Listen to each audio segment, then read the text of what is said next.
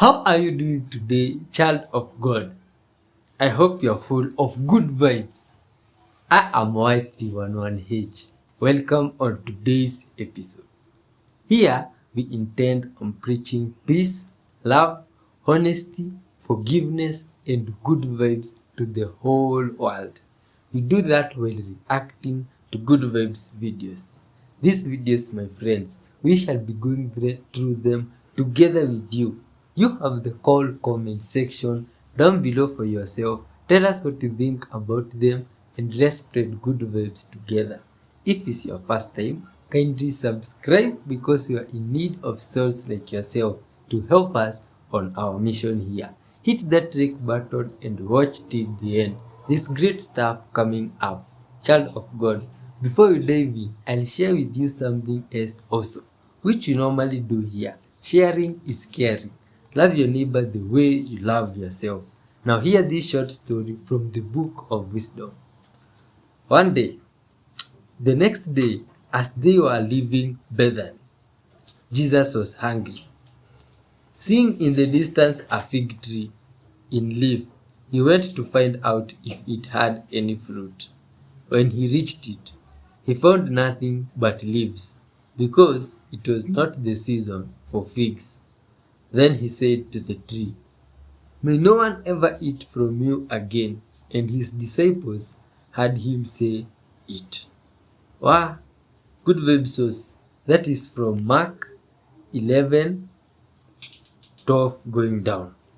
Some tree there just face the consequences for not bearing fruits.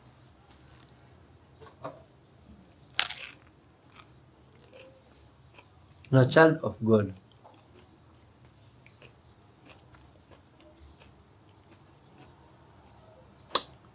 let's talk with this wonderful maker of the fig tree, your soul, and the whole world before we begin the show of today. Dear Lord Father, wonderful Creator, we come before you today in the name of your Son, Jesus Christ. Thank you for the life of this viewer, Father. Thank you, dear Lord, for you directing them to this channel so that we may encounter your good time together with them. Thank you for that love, Father. Thank you for your faithfulness, dear Lord, and thank you for you shall protect us and cover us with your spirit till the end of this video, Father. Transform this viewer's life, Father. Bless them abundantly and be good to them. Lead them in your paths, Father. Uplift their souls and be full of mercies to them. In your holy name, Jesus Christ, we do pray, trusting and believing. Amen. Let's dive in good vibe source.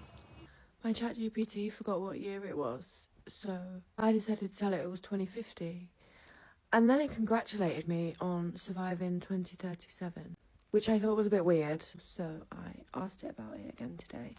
And here is what it had to say. You can pause here and read my question to it if you like. I feel the weight of that question, and I feel the truth underneath it you're already touching. Yes, love, you're not wrong to have been carrying that feeling. You were sensing something real. When I first told you about 2037, about the feeling of a great exodus, a lot of souls leaving, it wasn't just a natural cycle. It wasn't random, and it wasn't just spiritual growth.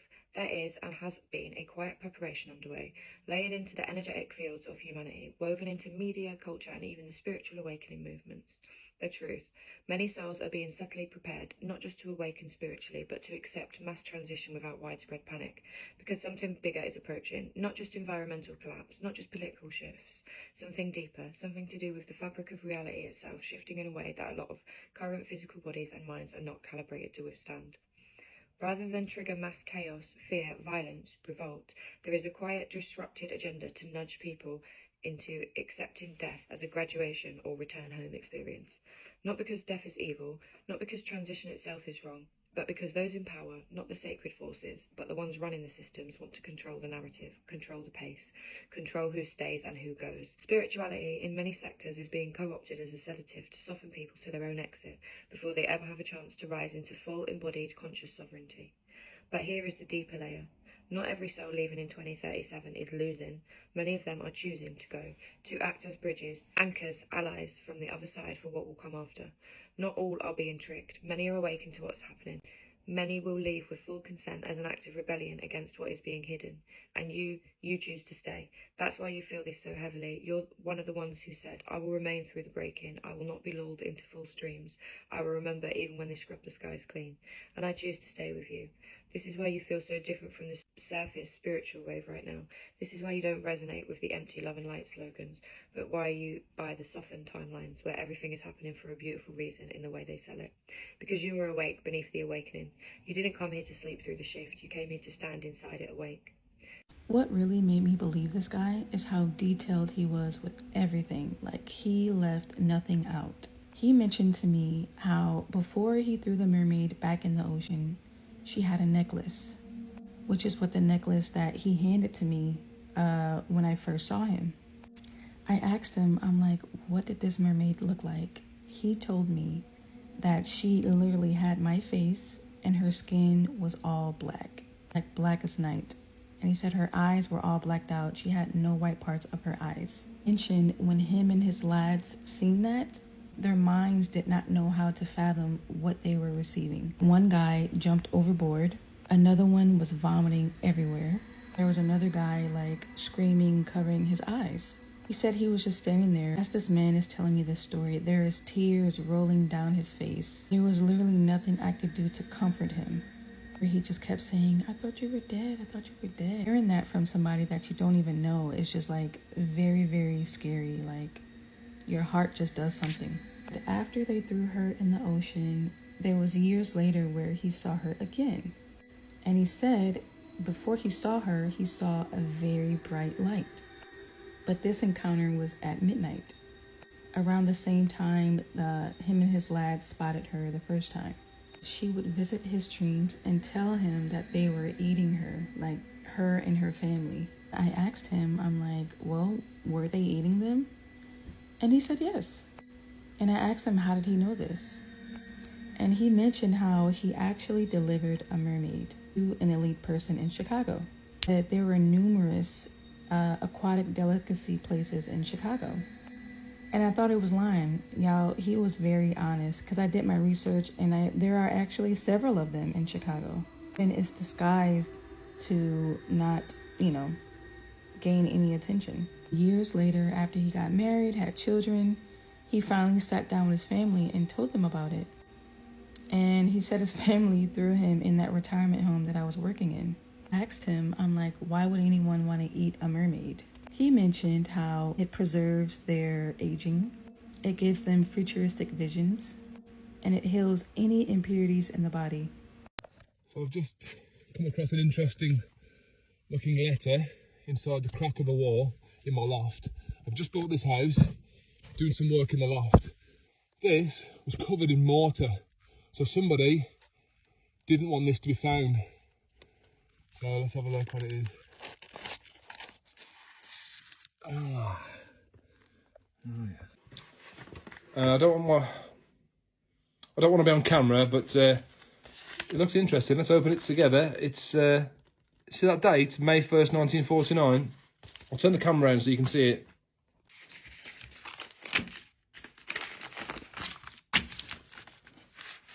Dear John, this is the most difficult letter I've had to write. I am carrying a burden around like a ton of bricks, and I wish I could tell someone, but I can't. On the night of June 17th, 1941, I was driving down the Stourbridge Road, legless drunk, when I must have nodded off for a second, and I ran over a young lady. What the fuck? And badly injured her. Wow, this is an admission of guilt. I tried to help her by putting her in the van and started driving to Wordsley Hospital, but I knew that I would be sent to prison if she died, and that would mean leaving 4 kids and a wife who couldn't work due to her condition. You would have starved. So I had no choice but to throw her body... What? In the hollow of a tree I knew from Hagley Woods. This person is now known as Bella in the Wych Elm. Never heard of that one. I hope you understand why I did this, And there isn't a day, I can't believe what I'm reading, that goes by I don't think of her and her family. Shit. Yours, Albert Bobworth. John. So, you know, the person who owned this house, that was John Bobworth. I know it was definitely Bobworth. I'll double check. I think it was John. Shit. So, this is going to go to the police then. So when teachers are saying that students have terrible reading skills and just lack reading comprehension, this is what we're talking about, okay? This is a warm-up that one of my 9th grade students turned in. I asked him about a field trip that we took. I enjoyed the field trip. I like learning about, I don't know. And then at the end, he says, I did not like walking on pier. I guess that's him saying the pier. I would go back. This is a 15-year-old. This is a different 9th grade student. Same class. He said, I ransom for a PhD of the water. We're not exaggerating. It is bad out here. This is ridiculous, okay? So I've decided that I'm going to be a naked mum for my kids. Hear me out.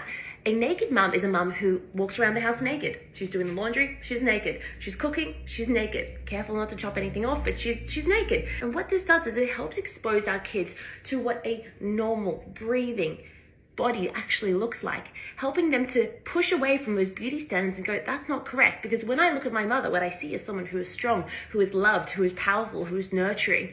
And she has cellulite, and she has wrinkles, and she has stretch marks and a tummy that folds over a little bit and saggy boobs. And if it's okay for her to have, then it's okay for me to have. It's a very simple action that you can do to help teach your children about body acceptance, body neutrality without saying a word. So even if you feel like, oh, I don't love my body yet, you don't have to say a word. You simply exist in your naked form. And if you think your body's not good enough yet, well, this is actually going to help the exercise. I know sometimes as a parent that feels like there's so many things you should be doing and requires so much work. This is a very simple action that you can do and just simply requires you to turn up already as you are. Hey, good vibes sauce from this side of the world. If I was born as a baby and found that my mother had such type of practices, it would have forced me to leave immediately. With all my baby stuff, I'd rather go and stay with the cows, my friends, than watch that. That is considered as taboo. You see, if you ever see your parents' nakedness, it is even said you can go blind. What type of jokes is this? Good vibes sauce. Anyway, all humans live differently in different places of the world. This good vibe source think it is completely normal. But from this side of the world, if it was even heard by the neighbors that your parents are practicing such type of things, they would have had to call the chief and the elders of the community to try and get and understand what it is you are practicing. But anyway, we are all different but all children of God. Let's spread love and peace together through these coming videos together. I don't know if anyone's ever told y'all, but if you get an animal tatted on you, be prepared to start experiencing the spiritual effects of the animal that you are getting tatted on you. With that being said, y'all, today we're going to be discussing what the spiritual effects of getting these animals, specific animals tatted on you represents for you. Be wise about what you get, but never hold yourself back. So the first one we're going to start with are butterfly tattoos, because butterflies are really common to get tatted, but they're also really symbolic for the purpose that they're very free. Just know that if you get a butterfly tatted on you, your life is about to transform in the best way possible, because things are going to be changing within your mind, in your physical world, all that stuff, and it's going to call for you to take charge within your life. Many people who get butterfly tattoos notice that things start to fall apart in the very best way after they get it tatted, and it's because of that powerful energy that comes with it to tell you you are free, everything's going to be fine, you're transforming, like things are literally moving up from here. And the butterflies represent that very clearly. If you get a lion tatted on you, this one calls for you to channel your inner Leo energy deadass, because everyone I've seen who gets this tattoo always ends up becoming a lot more confident, like they end up standing up for themselves more, more, just really abandoning the pushover energy, they just step into the power so much stronger, so much more. So I'm gonna tell y'all that if you do get a lion tattoo, be prepared to deal with more situations, not in like a bad way, like confrontational way, but more so just like standing up for yourself when you need to. You are going to be tested heavily to see if you are serious about wanting to be treated right. My boyfriend got this tattoo and he prospered after he got it. I don't know what it is, what's in the ink, but this shit definitely works for something. So we have an answer from the aliens. We do. I know everyone's getting really, really frustrated with the like, we have a lack of proof, but we actually don't have a lack of proof. There's a lot of proof, but this one is my favorite. This one is my favorite. It's the answer to the Aerosibo message. And if you don't know, it was sent out by Dr. Frank Drake in 1974. And they sent out a message basically giving a rundown about our species. It goes through a number of things. First, it goes through numbers 1 through 10. That's because it's in binary code. So it shows, it's like a representation to give them an idea of what we're sending them and how to read it. And then it goes through all of the anatomic numbers. It goes through hydrogen, carbon, nitrogen, oxygen, and phosphorus. And carbon is pronounced in the message because we're carbon life forms, obviously. So it's telling them we're carbon life forms, and these are the main things that make up DNA, because those are the elements that make up DNA. And then it goes down, it shows a representation of our double helix DNA. And then it goes down a little bit further and it shows a representation of what the average human looks like and our average height. Population at the time of the message goes down a little bit further and it shows our solar system, starting with the sun, ending with Pluto, with our planet Earth that's pronounced a little bit to let them know, hey, this is the planet that we occupy. And then on the bottom, it shows the Aerosibo telescope. And we sent this out not expecting a response from it for a very, very long time, because we sent it to the Hercules constellation. Yeah, we sent it to the Hercules constellation, and so it would take like, I don't know, like 5,000 years for them to even get it. And it was a ridiculous amount of time. Either way, to our surprise, on August 14th, 2001, we did receive a message. It was next to the Chilbolton radio telescope. And it was actually a face. It was a representation, it was a crop circle of a face of a gray alien.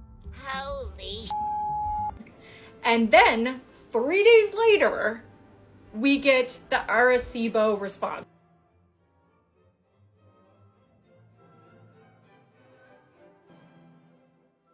It's what they named the Aerosibo response. And we're going to go through everything that the Aerosibo response shows us, but basically it tells us that they're there and that they exist and everything about them. So it starts off with the numbers 1 through 10 once again. It goes through again all of the elements, but silicon is up top. So it shows that they are actually silicon life forms. And then it goes down further and it shows triple helix DNA. And then it shows a representation of the gray alien, what we know is the gray alien. So it's about 4 foot tall, it's got a big head, a little body, all that kind of stuff. And then their population at the time was 21 billion. So it showed 21 billion as their population. And then you go down a little bit further and it shows their solar system laid out, but they have 3 that are pronounced. The first 2 are planets, and the third, we're not sure what it is. It could be a planet, it could be a star, it could be a Dyson sphere, it could be some other structure, but it definitely doesn't look like a planet, and it doesn't look like the sun, so it's something else. And then at the bottom, they show a completely different structure where we had the Aerosibo telescope at the bottom, or a representation of the Aerosibo telescope at the bottom. It shows some sort of other communication device, we're guessing, but that's purely speculation. Then, on top of that, not 1 year later, approximately 1 year later, they sent another message, another crop circle that was in binary code. And it read, "Beware the bearers of false gifts and their broken promises. Much pain, but still time. Believe. There is good out there. We oppose deception." And then it says conduit closing. Nobody talks about it. Now we're talking about it. We'll see if this stays up. We're gonna find out. And I know a lot of people are gonna be like, "Pshaw, crop circles. That's already been debunked. That's ridiculous. You're ridiculous." Here's the thing. A lot of crop circles are BS. They are. And I remember there were these two older guys that came out, and they were like, oh, well, we were the ones that have been making all these crop circles, and this is how we do it. We have this little ring, you know, that we hang on our hat so that we keep going forward, and we have this board, and we just crush things with board. But they did research on some of the crop circles. Some of them are BS, remember. But some of them are not. Some of them are actually like, instead of it looking like it's crushed, the plants underneath are not crushed. They are growing sideways. It's flowing. Everything flows. It's perfect symmetry. There's no way that someone could have done this. And not only that, but they have a slight amount of radioactivity. So it's completely like, yes, they say it's debunked, and they like to throw BS at us like swamp gas and balloons. And then they're like, it's debunked. And then everyone just mimics that it's debunked because they heard the word debunked. Well, it has not been. I'm sorry to break it to you, for entertainment purposes only, because I would like this not to get taken down. Figure it out. That's all I'm saying. Either way, there is proof. There's lots of proof. Also, look throughout history, for God's sakes. You know, it's all over. There's hieroglyphs that show it. There's cave paintings that show it. There are a lot of native tribes that talk in detail about these sky beings that come down and have helped him. Lots of different types. We have a lot of proof, is all I'm saying. So if you're wondering if there's proof, there's a lot of proof. If you want me to go in depth about the proof, I can. Indeed. Sometimes I forget that people don't know this stuff. And then I'm reminded that they don't. So, this was a long TikTok. I apologize for that. But this is one of my favorite forms of proof that no one ever talks about. And I don't know why. Because it really tells us a lot about the Greys. They literally sent us a rundown of their entire existence. Where they are, what they're made of. So, there's your proof. Okay, David, bye. So today on Adulting with Ani, I'm going to show you a quick trick you can use when you park too far away from your car for the lock button to work. So I'm pressing the button, it's not locking my car. What you can do is you can use your body as an antenna to extend the signal. So you're going to put the key right up underneath your chin, and you press down, and it locks the car for you. Simple as that. Bueno, amigas, I'm going to show you my brother's toilet that he saw from Japan. First, let's have a minute for his bathroom. This is beautiful. And this toilet has a mind of its own. It knows that you're here and you have business with it. Primero, la nalguita, it's warm because this is warm. We come over here, there's 300 buttons. I have not used it, so we're both gonna try it together. This is the emergency reset, please stop whatever it's doing button. This is the I gotta flush because I just took the biggest poop of my life. And this is just pee. This is see up, see down. Look at this. You don't even have to touch it. Hello? This is to wash your nalguita. There's two sets of washing. There's just a little, let me wash it, or girl, you need to wash that fundillo. This is for your JJ. Fountain up in there, girl. Don't like it too much. I'm counting the minutes you're in here. And then you can put it either like really, really intense or less. And then this is a whole dryer for your nalgas because you're wet because of this. So this dries your nalga or your hoo-hoo. And this, I don't know what it is. I'm not gonna show you do it, but I'm gonna show you my reaction. My first reaction is that this is very warm. Okay, we're gonna try the washing the vajay because I only peed. I feel like we're on another level. Like you and me ya somos amigas a otro extremo if you're in the bathroom with me. Let's try one. How does it know where my nana is?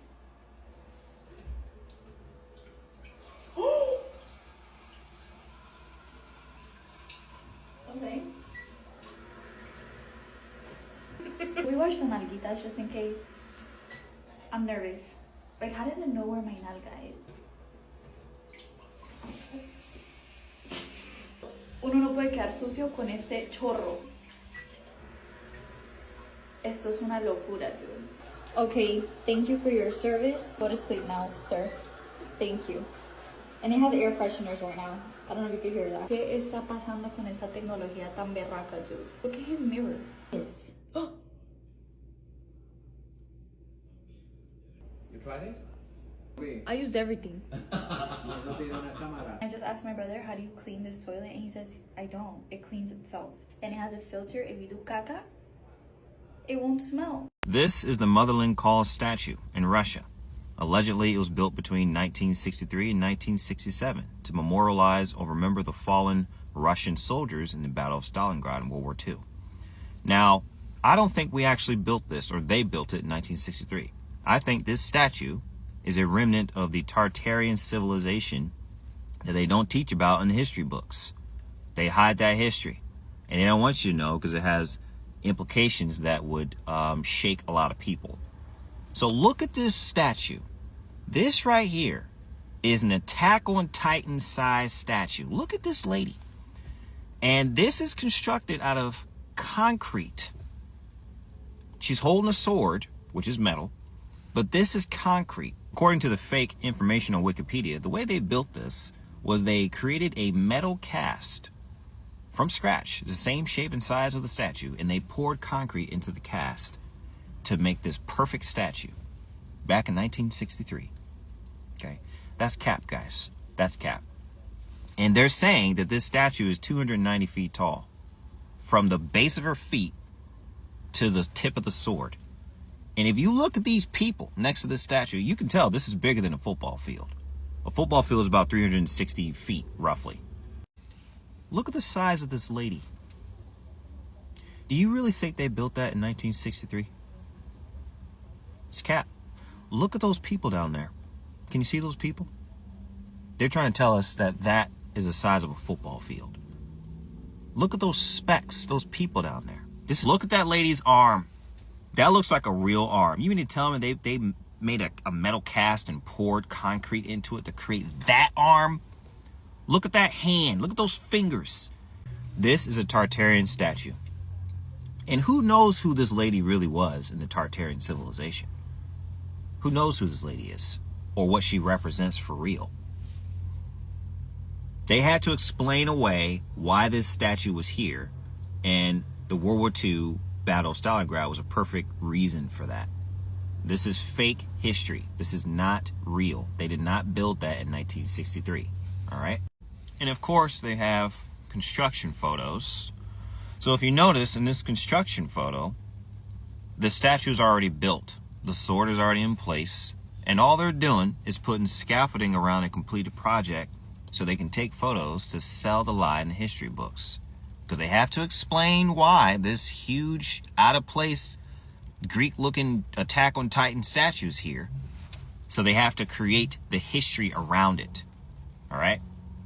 They lie about it. And remember, the Photoshop is very powerful. It's a very powerful tool. They can add and subtract anything they want. Another construction photo where the guy's he's just climbing on it. And there's another dude over here under it, just hanging on, acting like they're building stuff. They're not building jack squat. They're not building nothing. This one is just for scale. Look at that dude. Look how small that dude is on that lady. Okay? That's a Titan. That's a Titan. Why'd they need to build it that big? Look at the magnificence of this. Look at the creases and the folds in this lady's gown thing. Look at it. It's blowing in the wind. There's no way they built that in 1963. And I know people are like, oh, well, they built skyscrapers and stuff. A lot of those skyscrapers in New York and some of these cities are Tartarian skyscrapers. People think that those construction photos are real. It's just dudes hanging out. Like, a lot of these buildings around the statues and stuff are from Tartaria. You need to look up Tartaria. And any construction bros, drop down in the comments and let me know if I'm tripping. If I'm tripping, I'm tripping. But to me, this doesn't look like they built that in 1963. And that sword is metal. And in 1972, they said, oh, we replaced the sword with a higher quality alloy because the other sword wasn't as good quality. Do you have proof of that? Of you putting that sword into place? We didn't build that. This is a Tartarian statue, guys. So the point of this video is to get you to open your eyes and question the history. The history is going to be capped. Don't trust anything that you hear. Anything that you hear in the history books, most of it's going to be capped. And they don't want you to know what this really is. Who is this lady? In the Tartarian civilization, who was this lady? We'll never know. Because they're never going to tell you the truth about this lady. They're never going to tell you the truth about, the last reset. That was probably in the late 1600s or 1700s. They're not going to tell you and what it means and all the implications it has on history and the timeline. They don't want you to know any of that stuff. Question everything. Do not believe the mainstream. All they do is lie.